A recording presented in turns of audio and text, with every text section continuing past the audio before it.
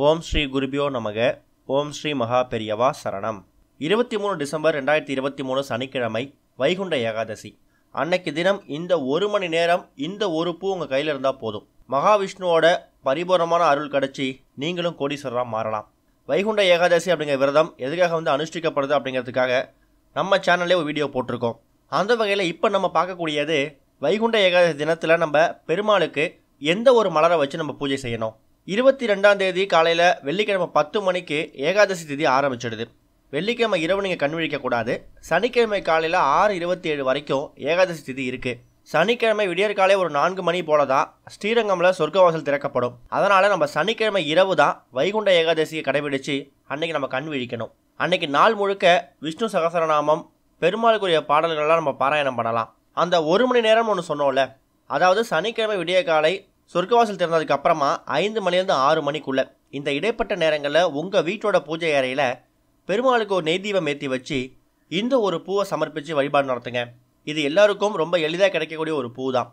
அதாவது மகாவிஷ்ணு பெருமாளுக்கு ரொம்ப ரொம்ப உகந்த ஒரு மலர்களில் தாமரை மலர் முக்கியமான மலராக கருதப்படுது. மகாலட்சுமி வாசம் செய்யக்கூடிய அந்த தாமரை மலரை தான் ஏகாதசி தினம், அதுவும் வைகுண்ட ஏகாதசி தினத்தன்னைக்கு நம்ம பெருமாளுக்கு வச்சு பூஜை பண்ண போகிறோம். என்னால் உணவு உட்கொள்ளாமல் விரதம் இருக்க முடியும் அப்படின்னு நினைக்கிறவங்க வெள்ளிக்கிழமை மதியத்தோட உங்கள் உணவெல்லாம் முடிச்சுக்கோங்க. வெள்ளிக்கிழமை இரவுலேருந்து நீங்கள் எதுவும் சாப்பிடக்கூடாது.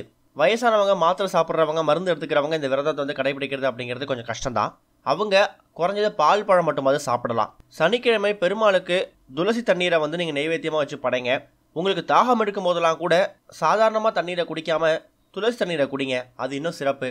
அன்னைக்கு தினம் மறக்காமல் பக்கத்தில் இருக்கக்கூடிய பெருமாள் கோவிலுக்கு போயிட்டு முடிஞ்சா துளசி மாலை வாங்கி கொடுங்க. உங்கள் வீட்டோட பூஜை அறையில் இருக்கக்கூடிய பெருமாள் படத்துக்கு, பெருமாள் ஃபோட்டோவுக்கு நீங்கள் துளசி மாலை அணிவிக்கிறதும் சிறப்பு. அந்த வகையில் மறக்காமல் இந்த வருஷம் வைகுண்ட ஏகாதசி தினத்தன்னைக்கு தாமரை மலரை வாங்கி உங்கள் வீட்டில் பெருமாளுக்கு பூஜை பண்ணுங்கள். கண்டிப்பாக நல்லதே நடக்கும். நம்ம வாழ்க்கையில் ஏதாவது ஒரு மாற்றம் வந்துடாதா? மற்றவங்க மாதிரியே நம்மளும் ஆடம்பரமாக இருக்கிறோமோ இல்லையோ, அத்தியாவசிய தேவைகளுக்கு எந்த பஞ்சமும் இல்லாமல் நிம்மதியாக சந்தோஷமாக வாழணுங்கிற ஏக்கம் பல பேருக்கு இருக்கும். அப்படிப்பட்டவங்க இந்த வைகுண்ட ஏகாதசி தினத்தன்னைக்கு இந்த விரதத்தை கடைபிடிச்சு பெருமாளோட ஆசீர்வாதத்தை வாங்குறதுக்கு முயற்சி பண்ணி பாருங்க. நல்லதே நடக்கும். ஓம் ஸ்ரீ குருபியோ நமக. ஓம் ஸ்ரீ மகா பெரியவா சரணம்.